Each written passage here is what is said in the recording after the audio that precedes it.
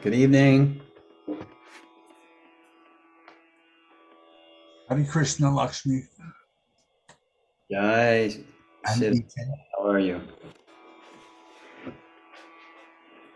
Okay, so we're beginning with the 18th chapter. Exciting. Conclusion of Bhagavad Gita. We'll have all 18 chapters pretty much online. I just have to work on editing them to cut out the fluff in the beginning and make them more concise.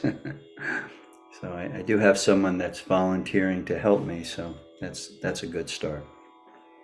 So let's begin this evening with our invocation mantras, offering our respects to our teachers, those who are illuminating our path with the torchlight of knowledge.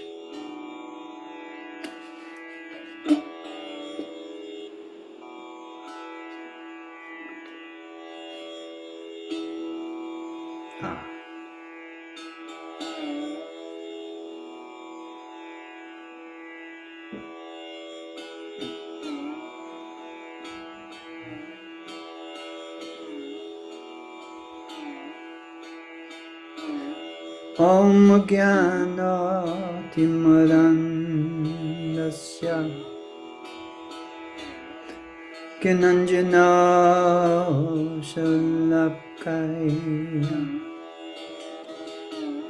Chakshuro Militam Jena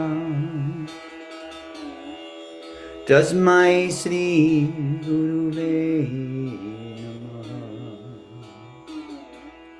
Tasmai Sri Guruve Namaha Sri Chaitanya Manobhistam Stapitam Jena Bhutale Swayam Rupa Kadamayam Yadati Swapadantikam Namah Vishnu Padaya Krishna Prestaya Putale Sri Mate Bhakti Vedanta Swami Niti Namine Namaste Saraswati Devi Gauravani Pracharine Nirbhishesha Shunyavadi Pastatya Deshotarine Sri Krishna Chaitanya Prabhu Nityananda Sri Advaita Gadadhar Shivasadi Gaur Bhakta Vrinda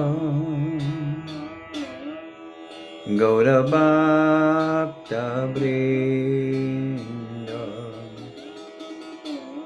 Hare Krishna Hare Krishna Krishna Krishna Hare Hare Hare Rama Hare Rama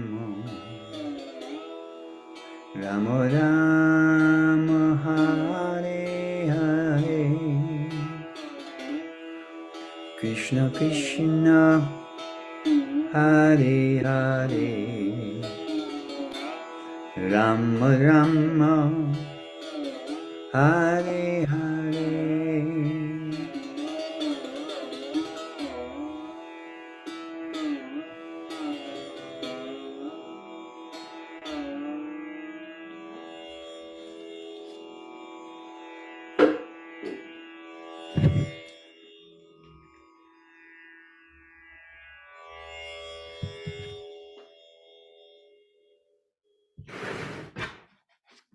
Illuminate my path with the torchlight of knowledge.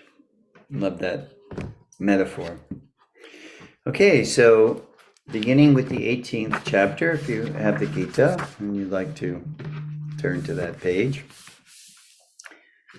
This title of this chapter, Prabhupada says, The Perfection of Renunciation.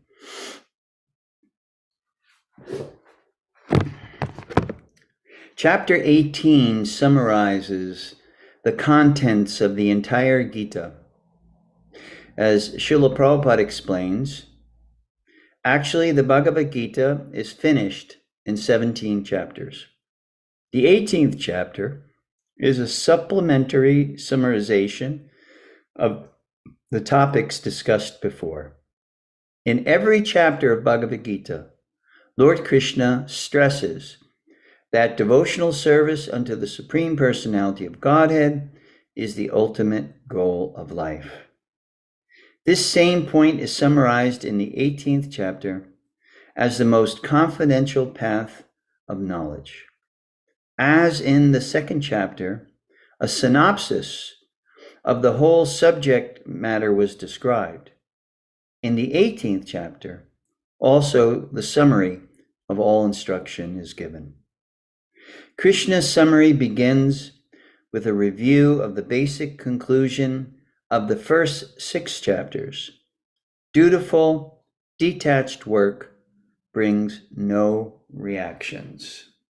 Okay, so it's quite a long chapter, given the fact that it is the summary study of the previous 17 chapters. So quite naturally, it would, in order to cover the amount of material that Krishna has already discussed in relationship to Karma Yoga, in relationship to Jnana Yoga, and of course, in relationship to the cream of the Gita, the Bhakti Yoga section.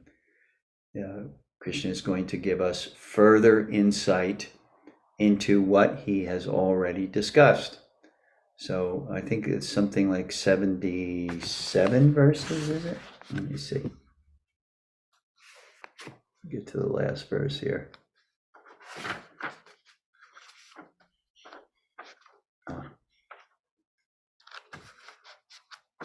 Yes, 78. 78, that's right. Thank you. So 78 verses. So we'll try to move at a good pace. I know I have a tendency to be a little wordy sometimes, but let's see what we can do here. Let's begin with. Thank you for that. Huh? Thank you for that. What? Being worthy. Oh, okay. Oh, you're showing appreciation for my wordiness. Okay, thank you. Okay. So text 1, and welcome everybody. Sid, Gokula, Jai Krishna, Bharat, and Eleonora. Thank you all for taking time out of your valuable evening to be with me. Give me your association, and let's listen to Bhagavad Gita together. Text 1, Arjuna said, O mighty armed one, I wish to understand the purpose of renunciation, tyaga, and of the renounced order of life, sannyas. O killer of the Keshi demon, master of the senses. So what is Arjuna asking now? Kind of the same queries that he was asking in the 3rd and 5th chapter. And I think Prabhupada mentions that in the purport. I wish to understand the purpose of renunciation and the renounced order of life. he'll ask, is there a difference? Is there a distinction between renunciation? And this is, of course, in relationship to the Gita and what Krishna has already delivered in terms of the Gita. So he wants to know, we'll get into that, the distinction, or is there a difference between renunciation and sannyas, the order of renunciation. So what is the goal of renunciation and of the renounced order of life? Should one work while remaining detached from the fruit of work? Nishkama karma? Or should one renounce activities to perform Jnana Yoga? So this is a commentary by Srila Baladev Vidyabhushan.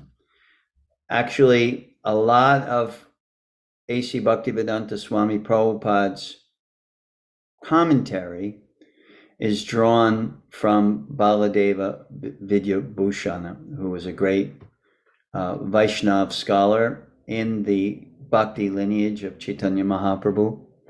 So quite naturally, when we also read Baladev Vidyabhushan's, I have Baladev Vidyabhushan's commentary on the Gita, and also another great personality that you'll often hear Prabhupada quote is Vishwanatha Chakravarti Thakur, another great Vaishnava spiritual master in the lineage after Chaitanya Mahaprabhu and before Bhaktivinoda Thakur. So in that section from the 1500s up until around the 1800s, because Bhaktivinoda Thakur is in the 1800s.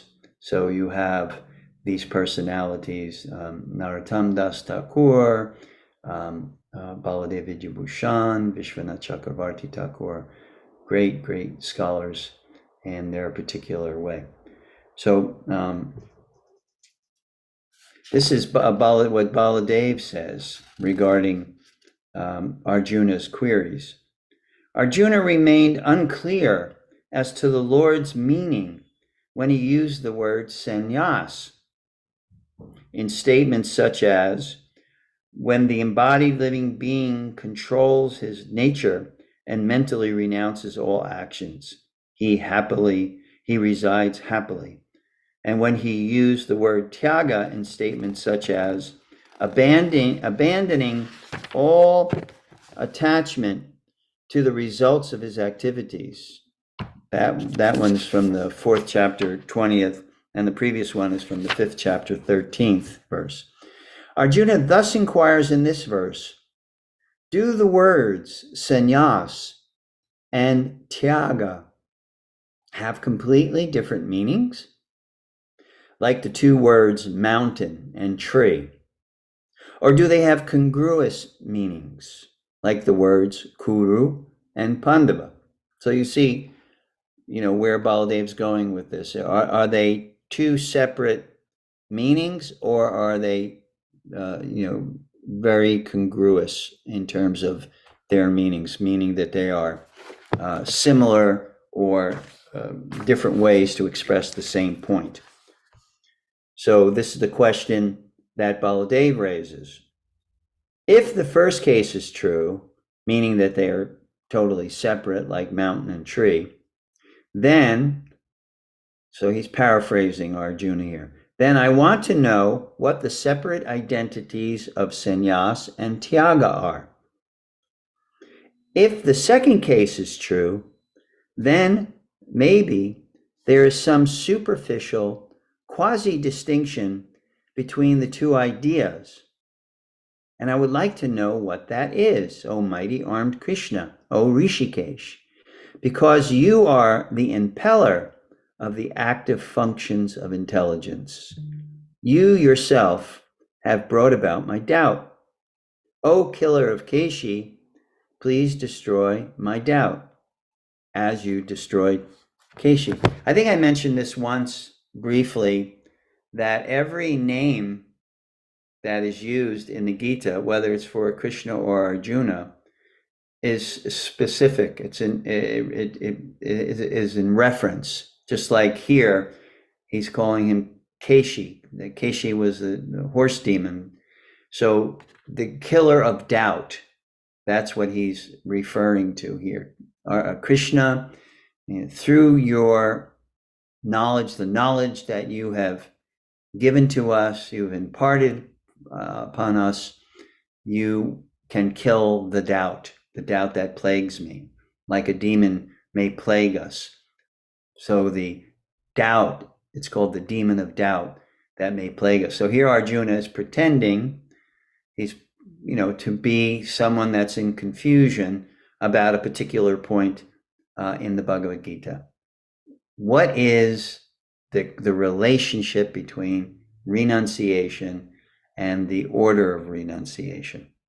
So Krishna responds, the Supreme Personality of Godhead, Krishna says, the giving up of activities that are based on material desire is what great learned men call the renounced order of life, sannyas. And giving up the results of all activities is what the wise call renunciation, tyaga. So we see the difference here. Giving up the results of activities. Now, when we discussed nishkama karma yoga earlier, that's exactly the point that Krishna was making, the second point, what Krishna is describing as renunciation. Tyaga, on the other hand, refers to the renunciation of the fruits of one's activities. And that is the radical statement of Krishna's giving the Bhagavad Gita. Arjuna wanted to renounce, he wanted to take the order of sannyas and give up his duties. And Krishna says, absolutely not. And in relationship to Arjuna, we can understand that because Arjuna was actually, due to his being a Kshatriya, a warrior, and due to the situation that he's currently in, the Battle of Kurukshetra, because this dialogue was spoken right prior to the battle. So we can understand Arjuna being a noble-hearted devotee of the Lord, not wanting to engage in killing, especially, according to Vedic culture, killing your teachers, killing your grandfather, killing your uncle, your cousins, your friends, kind of unheard of. So Arjuna was expressing this doubt. How can I do this? And here, and in the previous chapters of the Bhagavad Gita, Krishna is telling Arjuna, yeah, you have to do this.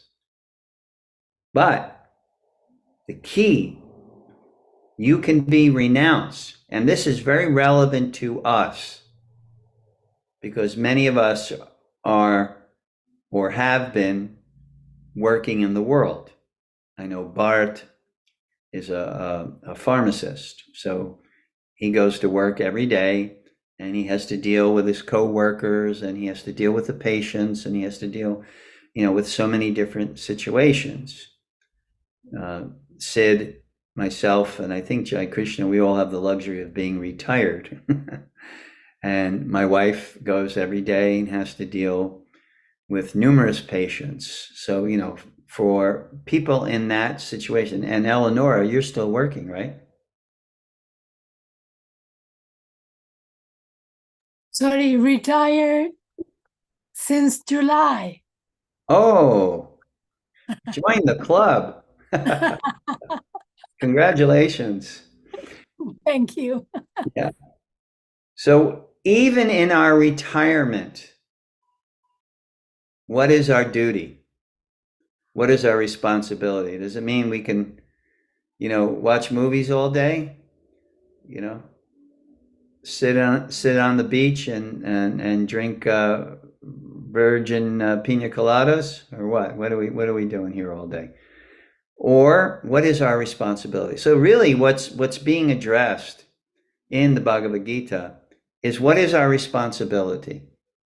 And to do our responsibility, to do it as a service to the Supreme, as an offering to the Supreme. Because when you read in the 3rd chapter of the Gita, there's emphasis on sacrifice. And human life means really living the life of a human being means 2 things: the performance of sacrifice and the asking of the question, who am I? And the pursuit of the answer to that question. So that's really, in a very small nutshell, defining human life. We have to do those things. Do our duty, do it as an offering, and ask the question, who am I? And pursue the answers to those questions. Who am I? What is my purpose in life? And in retirement, because so many of us, 4 of us, are retired, in retirement, it means diving deeper and deeper into the question, understanding the question and the nature of the question, and in our search for the answers. Because let's face it, how much time do we have left, those of us that are in retirement? I'm 74, Sid's around 76 or 7. What was that? I won't say. 7. He's the double 7s. Eleanor, you are exempt from revealing your age. Yeah, I won't say. Yeah, you're exempt. All women are exempt from revealing their age. Men, they don't care. Women are exempt. But that is definitely a question, a subject that comes to my mind all the time when I think of things. And then I say, how long do you think you're going to live? Right. Oh, yeah. And you know what it is? I was just reading something today which describes it. It's unfortunate that we have to wait for a trauma in order for us to wake up to what is the purpose of human life. And those of us that are in retirement, one trauma may be all we have. That when you're younger, you can survive. We can't. So we can't wait that long. We have to get serious. And certainly I am speaking to myself also, about getting more serious about spiritual life, diving deeper and deeper. And this is our duty, and as retirees, and our renunciation, the offering of our activities as an offering to the Supreme. That is our renunciation. We do that. We learn to do that. We commit to doing that, so that we are prepared. We are fully prepared for when that time comes, that trauma occurs. Even if we survive the trauma, still, we have to be prepared. We never know, what condition Krishna will bless. So we have to wake up every morning grateful that we are conscious, grateful that we have the ability to appreciate what Krishna has given us, the situation that Krishna has placed us in. That kind of gratitude has to be a daily and frequent prayer in terms of our life. And we don't have to wait to retire to get into that mode. Certainly, if you're in the working mode, there's a lot to be grateful there too. It's a matter of developing that consciousness, that perspective, that ability to see everything in a grateful state of mind. That's really, really an important component of our development, our spiritual development. to see everything that is transpiring in our life is a gift, not something that's being taken away. It is a gift. And we have to continually meditate on the fact of what does Krishna want me to do? Where does Krishna want me to place my energies? Now, I'm a little fortunate. I had, some direction from Srila Prabhupada, and that's why I continue, to do kirtan and to preach and try to speak from the philosophy and whomever I meet, try to draw into a discussion about the purpose of life or give them a book in relationship to that. It's because there's a thing called Raganuga Bhakti. And if you've studied with Professor Bryant, the Bhakti Rasamrita Sindhu, I'm certain, because in the Bhakti Rasamrita Sindhu, it's discussed there by Rupa Goswami, the Raganuga, the spontaneous attraction and service. It rises from duty-bound obligation to the fact that you begin to see and do everything spontaneously and naturally as a service to the Supreme. All of it becomes a service to the Supreme. So I saw in the behavior of my teacher, A.C. Bhaktivedanta Swami, that his Raganuga Bhakti, his spontaneous attraction, was to give Krishna to whomever he met. And even at an advanced age, he traveled the world 14 times at an advanced age. He gave numerous lectures on the topic of Bhagavad Dharma, or how we can act in loving service to the Supreme. Numerous lectures that are there. The translations of so many sacred texts, Srimad Bhagavatam, Bhagavad Purana, Bhagavad Gita, Bhakti Rasamrita Sindhu in the form of his translation called Nectar of Devotion, the Upadesh Amrita, the Nectar of Instruction, Sri Upanishad, etc., etc., etc. So that is where I gain my inspiration to understand what my duty is and to try to follow my duty, my responsibility in that regard, in giving Krishna. Because giving is more rewarding than receiving. That is the generous heart, the compassionate heart. So when we make a commitment to whomever we meet in whatever way that we can do it, we give the topmost knowledge possible. Knowledge, why is it called topmost? It's called topmost because it can liberate the jiva, the spirit soul, from its suffering condition. All other knowledge relative to the material world just gives us an understanding of the mechanism that is around us. Science, mathematics, languages, etc. It gives us an understanding of the mechanism that is around us, this world that is around us. So knowledge is good. Knowledge is the best investment.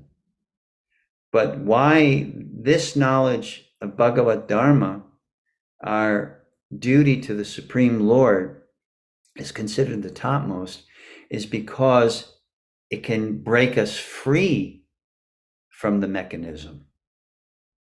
It can break us free from this material world and its snare, its trappings, its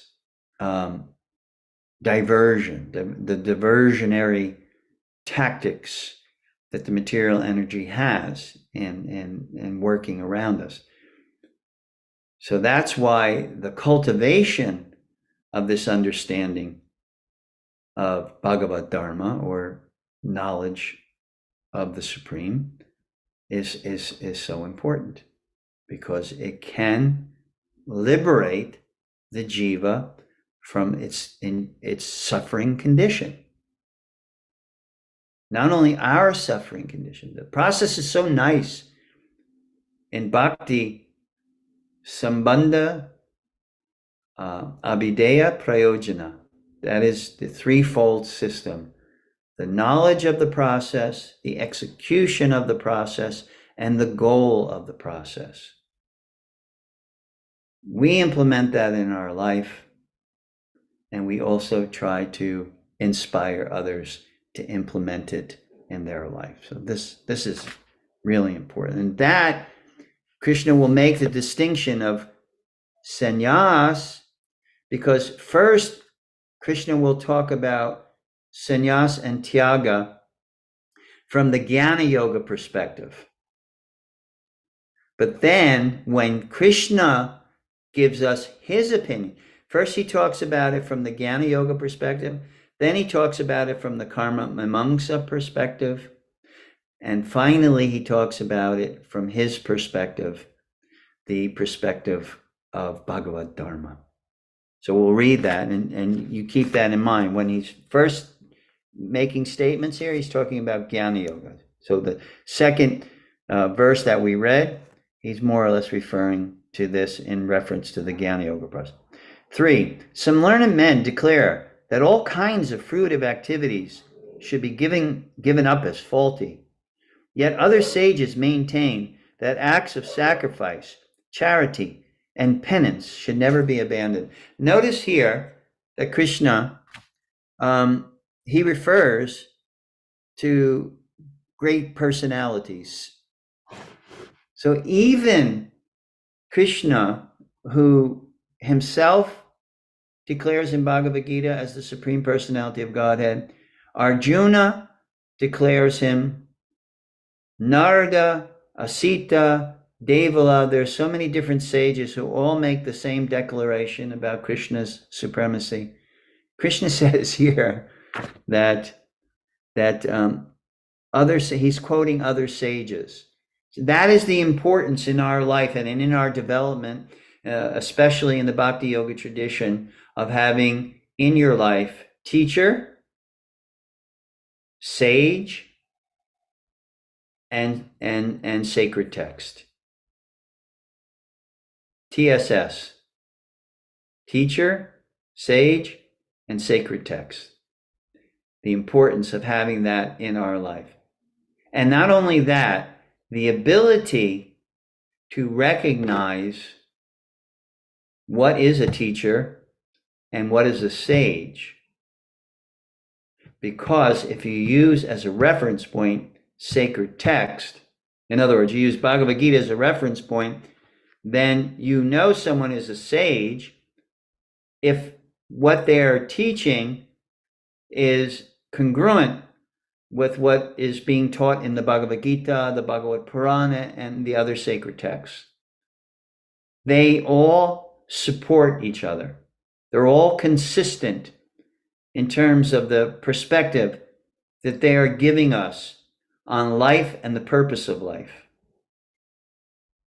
So you can tell a teacher, because the teacher's teachings, even they may be 21st century relevant, still the reference point can be traced back to sages and sacred texts and their teacher. And their teacher has a teacher, and that whole system, which is called parampara, or disciplic succession, can all be tested based on that threefold system: teacher, sage, sacred text. And Prabhupada refers to it as Guru, Sadhu, Shastra.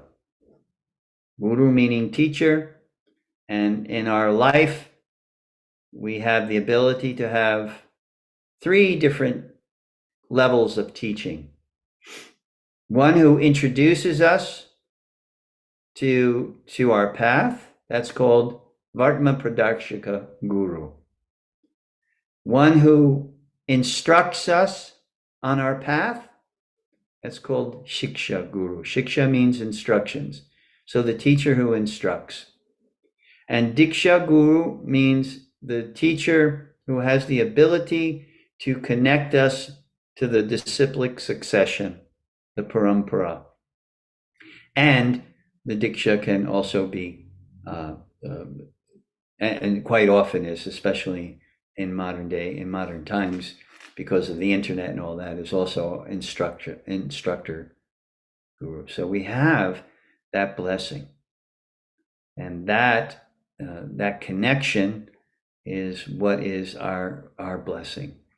There can never be any doubt as long as we keep in mind the TSS: teacher, sage, and sacred text. Doubt is eradicated by knowledge, and knowledge is delivered by the TSS, the teacher, backed up by the sages, and referred to the reference point as the sacred text.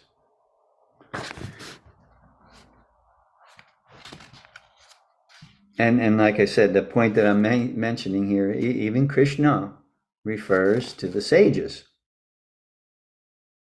He's the source of the knowledge that makes a person a sage, but yet he's referring to them because it's the system.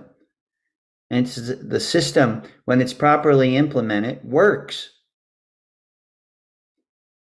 When we follow the system, it works. What does it mean, it works? It means we make spiritual advancement.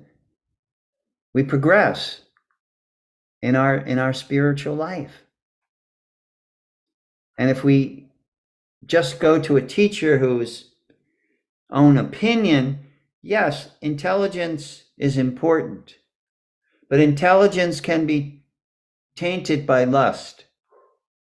So someone can be very intellectual, very astute in many ways, but if their intelligence is not purified from lust, then it'll be tainted with self-interest. And their realizations, by virtue of that taint, by being tainted with self-interest, then self-interest can be there. Just like I've been having this ongoing debate with my friend who's very politically involved right now. And, he's making a choice between the various camps. And, quite often he sends me videos or, kind of expressing the point that he's trying to make, his political point that his political vantage point or perspective that he has. So he sent me one and I watched it because he's my friend and he wanted me to, and he wanted me to give an opinion. And I gave him my opinion. And I said to him, these people are posing themselves as authorities, but are they not tainted by self-interest? The one person who was in the video is, very fiercely right-wing, et cetera, et cetera. And I made the point to him, my friend, I said, he's worth $370 million. Do you think he's not invested in his vantage point?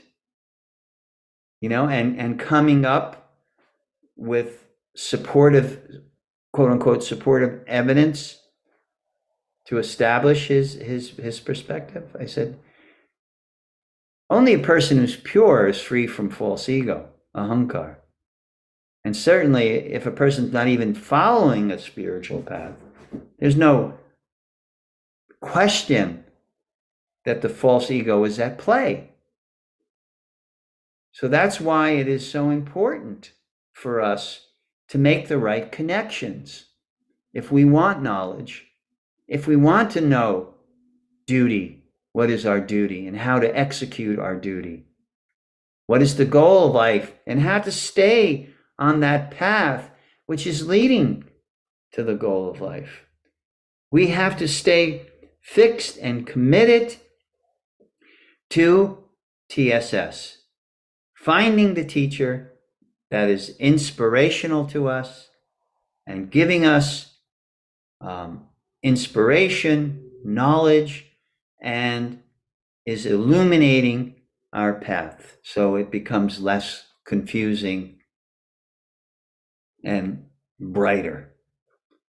And the sages and the sacred texts. We can live our life however we want to live it, whether it's in retirement or whether you're working, whatever the case may be. But it has to be in relationship or from the perspective of those three things if we want our life to be a journey back home, back to Godhead. If we are inclined and determined to be liberated from this material world. That is the kind of conviction we must have. And quite frankly, I speak a lot and do kirtan a lot in various circles. And I find that level of commitment is a rare soul. Even a person may be practicing yoga, maybe doing this and maybe doing that. But that kind of commitment is a rare soul. And what does Krishna say in the Bhagavad Gita? I think it's in the 7th chapter. Yeah. 7th chapter, 1st verse. Let me see. Yes.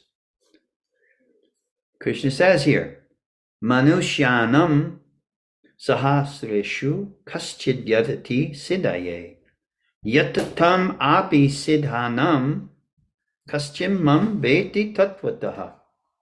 Out of many thousands among men, one may endeavor for perfection. And what that means, perfection means liberation. And of those who have achieved perfection, hardly one knows me in truth. So it means that even if you are advancing spiritually to reconnect with the Supreme in loving relationship, is a very rare soul. And it involves commitment to your path and to the TSS I described, the teacher, sage, and sacred text paradigm in terms of cultivating a view of the world. And that was the point I made to my friend, I'm not very political by nature, but my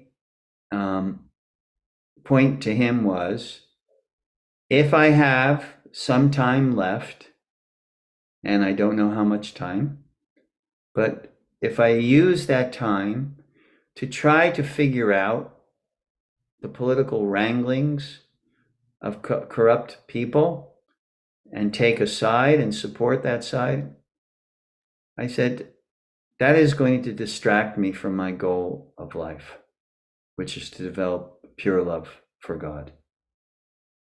It's going to take time out, and it's actually going to muddy the waters. And basically, to have a clear perspective about the machinations of the material world, you have to be pure. Because purity gives you objectivity. And therefore you cannot be sucked in to any kind of political ideology or anything like that, because you have the ability to remain objective and to see things as they are, where the hype is, where the word jugglery is, where the manipulation is, etc. You have that ability. So from any perspective that you look, it's not naive to not be involved politically if your path is for self-awareness and the cultivation of the process for love of God. Actually, the ability to see things in their true light comes from just that, without the illusion that can be there. So that is the kind of choices we have to make in our life. What are we going to do with our time? How are we going to use it? Okay. 4. Oh, best of the Bharatas. You hear that, Bharat? Oh, best of the Bharatas. So in your lineage, Bharat, now hear my judgment about renunciation. O tiger among men, renunciation is declared in the scriptures to be of 3 kinds. And the 3 kinds of renunciation that Krishna is referring to are according to the modes of material nature. He'll discuss a little later on. Renunciation, what it looks like in ignorance. Renunciation, what it looks like in passion. And renunciation, what it looks like in goodness. So Krishna's referring there. Text 5, acts of sacrifice, charity, and penance are not to be given up. They must be performed. Indeed, sacrifice, charity, and penance purify even the great souls. And here again, Baladev Vidyabhushan, as I referred to before, comments that just as there are fibers exist within the stem of a lotus, these 3 activities contain knowledge that purifies the heart and elevates us. So they're not to be given up, Krishna is saying. They're just to be done in the proper state of mind. What is that proper state of mind? It's the yogic state of mind. What is the yogic state of mind? Sattva gun. In the Bhagavad Purana, it's described that when one engages in bhakti, what happens is the sattvic mind. One purifies oneself and situates oneself in a sattvic mind. And from there, one can progress nicely. And actually, the whole point of yoga, even from Patanjali's perspective, one of the objectives of yoga is to create a sattvic mind. Because the sattvic mind is the mind that gives us determination. And when I say determination, many people have determination, but determination to stick to the path, to commit to the path. That kind of determination in the mode of goodness. And clarity of perspective. Sattva-gun gives us clarity of perspective. We are able to sort things out, to see things clearly. It's like the difference of having your eyeglasses on, for those of you that have to wear eyeglasses. I take my glasses off, boom, everything gets really out of focus. Put my eyeglasses on, things are clearer. Not 100%, but it's clearer. So that's the distinction. When you have the coverings of Rajagun and Tamagun, passion and ignorance, it's like you're moving the adjustment on the camera. You remember those days? The camera, when you adjust the lens to get it in focus. So I still do. Huh? I still do. You still have that camera?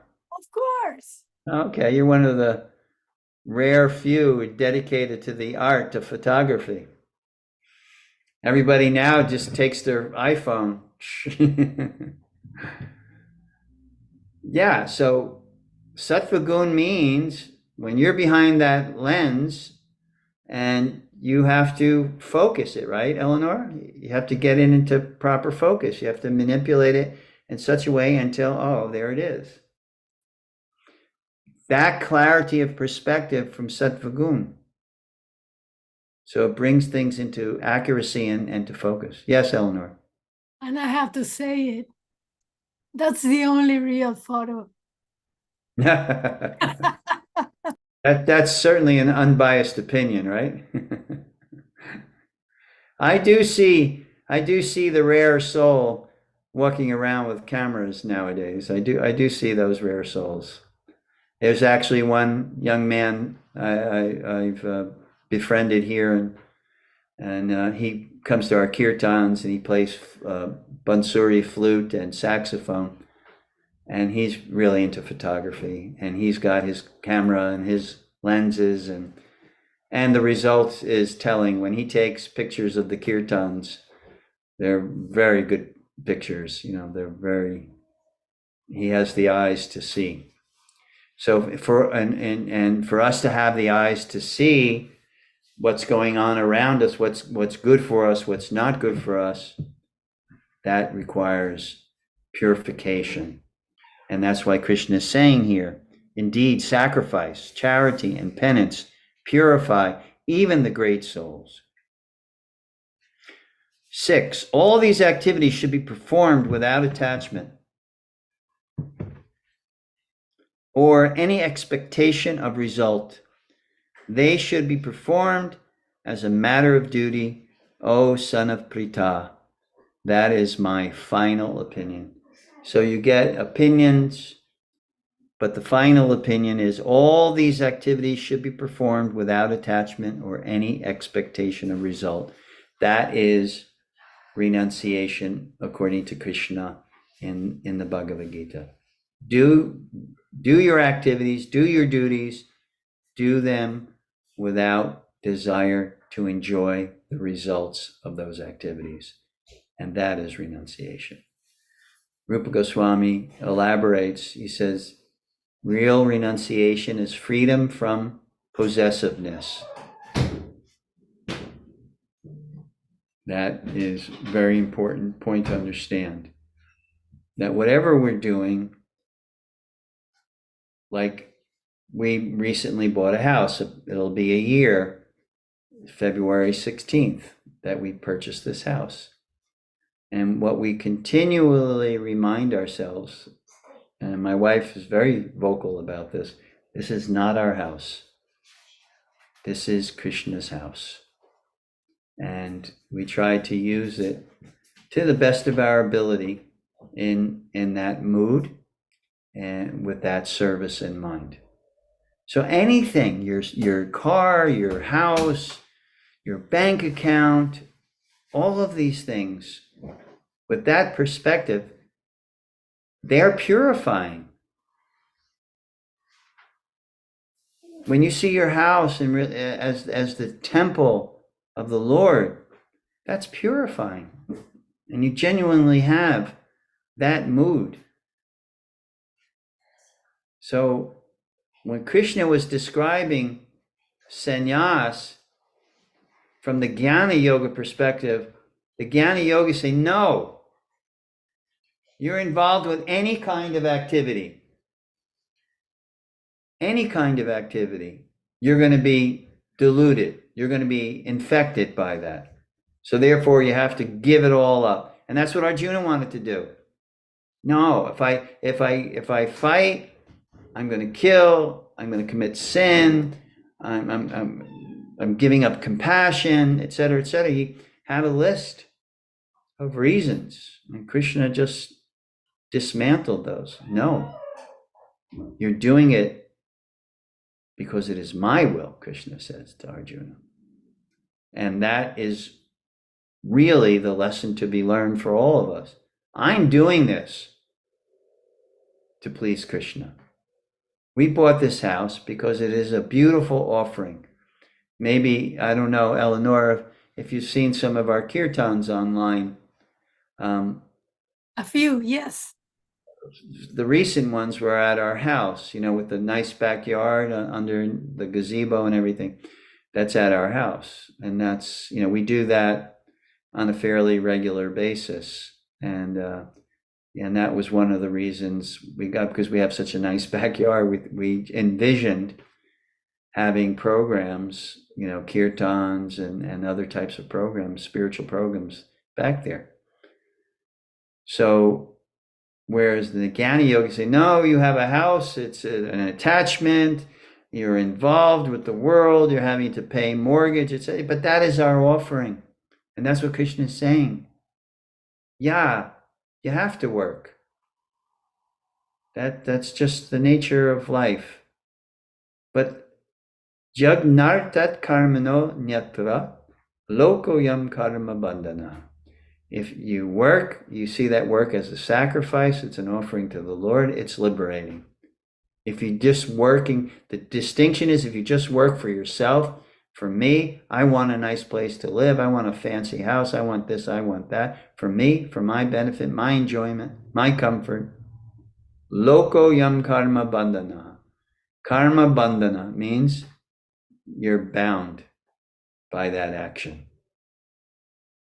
So the action may be the same, but what's the intention? If the intention is to please the Lord, it's an offering to the Lord, then it's freeing. That action is not diluting, but it actually is purifying and it's freeing.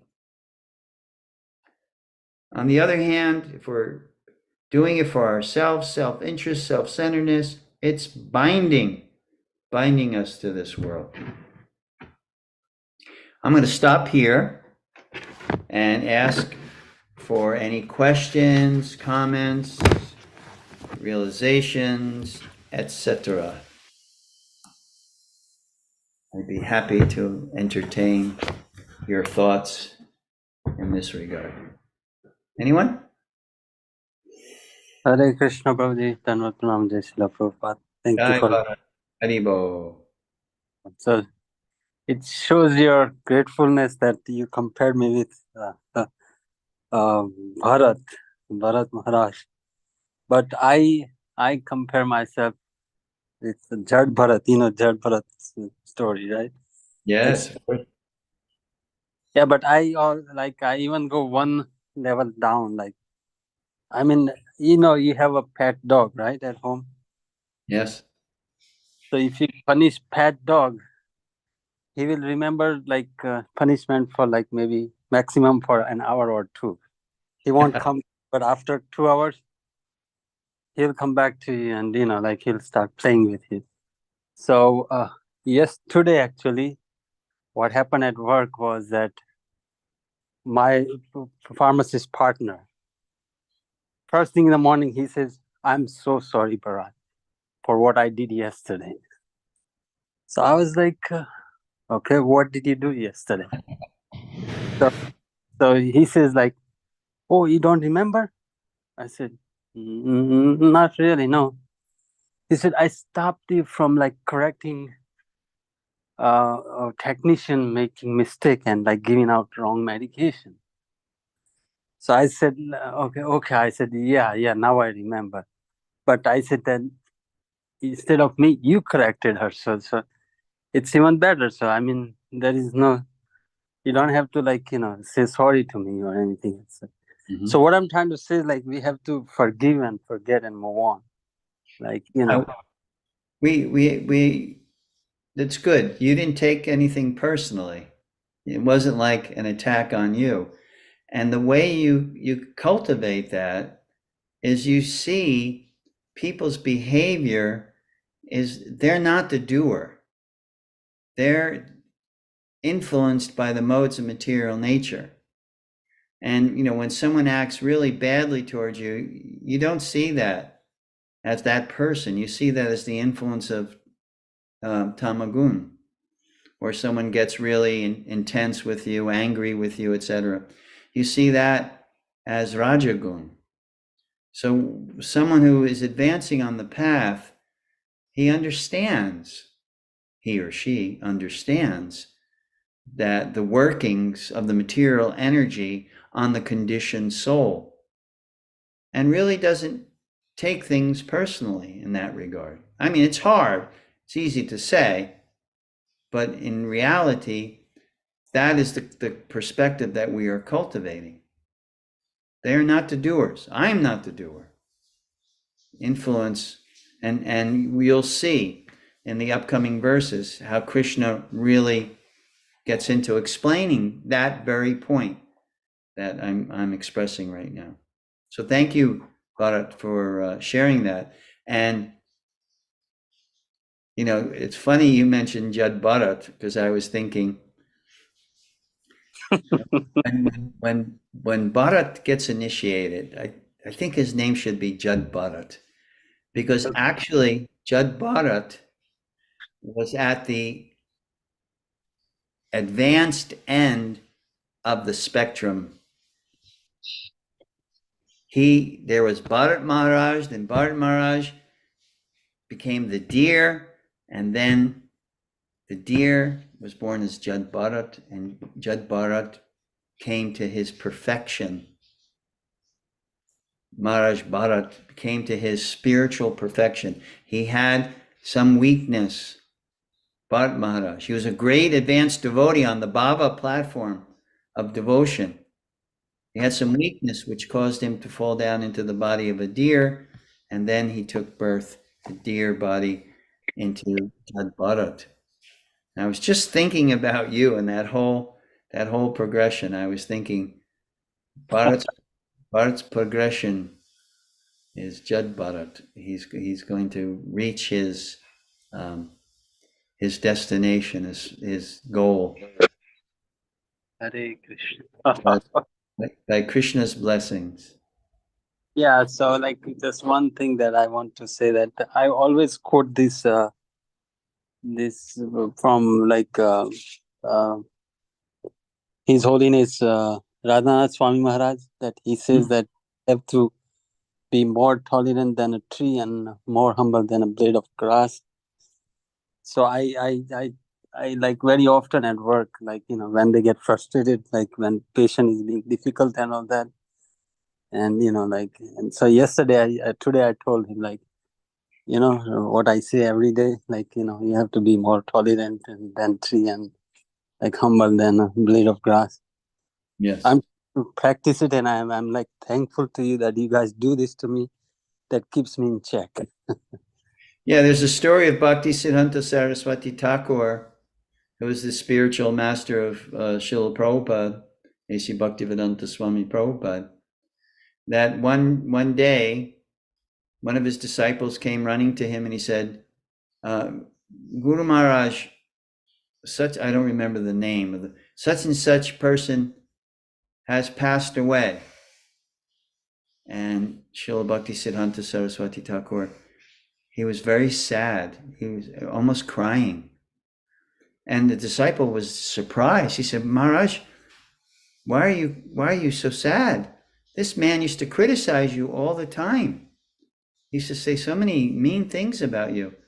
And Srila Bhaktisiddhanta Saraswati Thakur replied, he is my greatest teacher. He was my greatest teacher. Just see the attitude. Bhaktisiddhanta was so advanced, incomprehensibly advanced, shastrically and otherwise. Yet, when he was being criticized by this man who obviously, you know, was not very advanced, he took it as, you know, a lesson for him to learn about himself.